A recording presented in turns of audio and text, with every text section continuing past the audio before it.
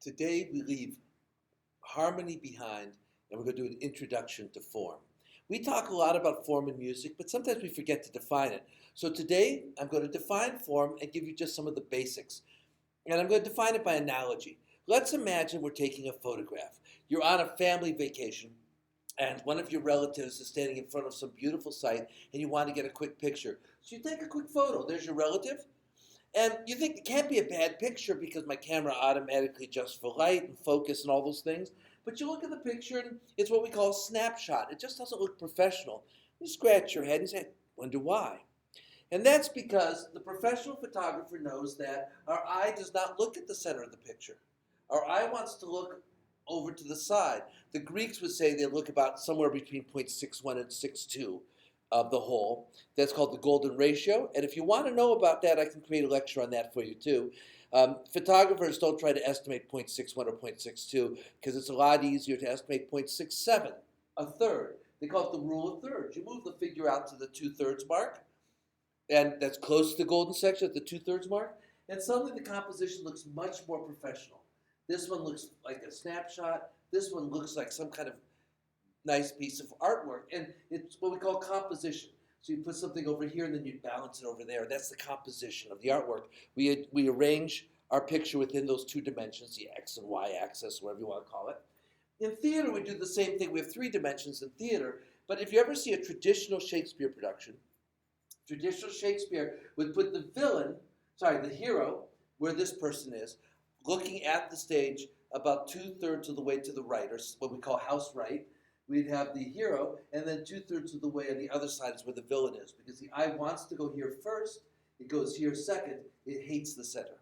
So you create these shapes in space, and we call that composition or form. Sculptors do it, painters do it, dramatists do it, they all do it. Well, in music, we do it too. The trouble is that in music, we don't organize space, we organize time. Think about that. If you have a piece and it says at the top, quarter note equals 60, that means every quarter note is 1 second long.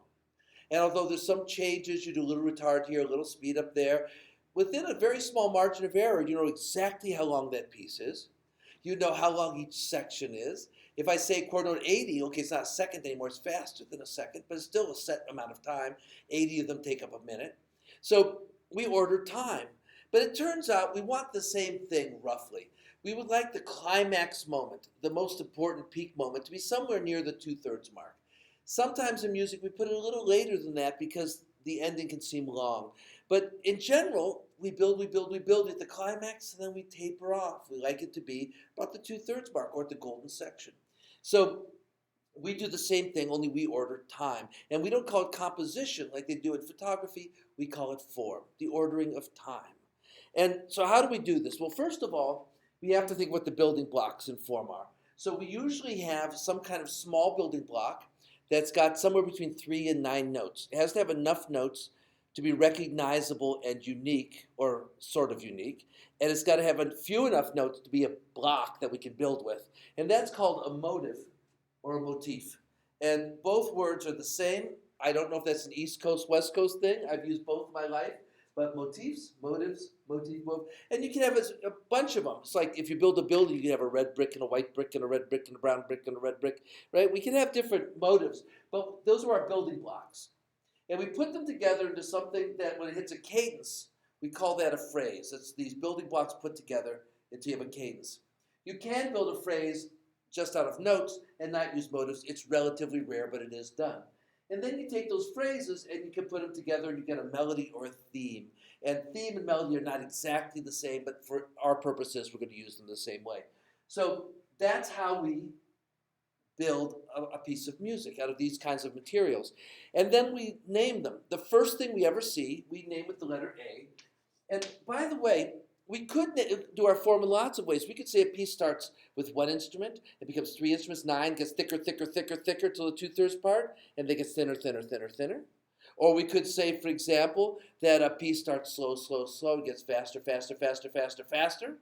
Or we could say it starts soft or loud or something that changes dynamic till its climax. We could describe form in so many ways, but traditionally we use melodies and keys, and it works for most pieces. And the first thing we hear is we call A.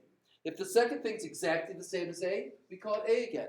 If it's a little bit different, we put a little prime there or a V down here to mean a variant of A. And if it's entirely different, we call it B, something new.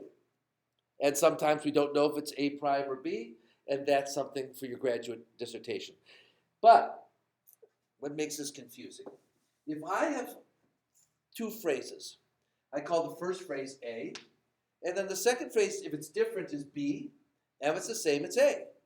We've seen this before where we have an A that, say, comes to a 5 chord or some kind of weak chord, and then a second A that comes back to tonic. We call that a period.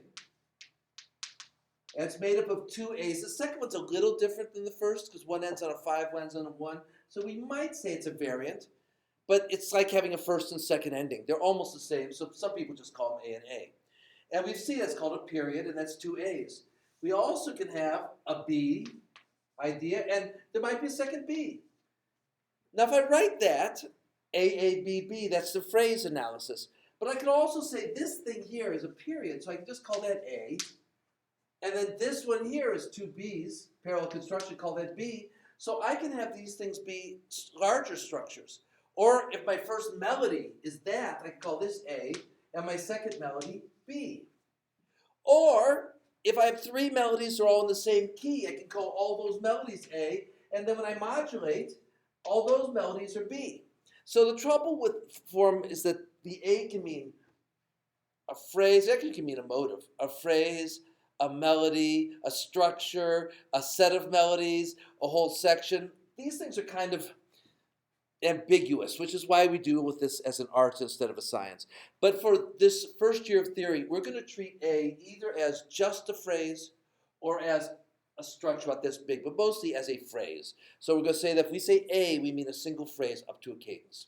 All right? So that tells us what we're going to do. We're trying to describe some simple forms.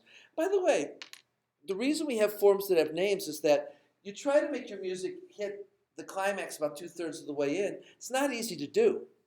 If you're just writing tunes, knowing where you're going to end up and making it at the right place, that's hard.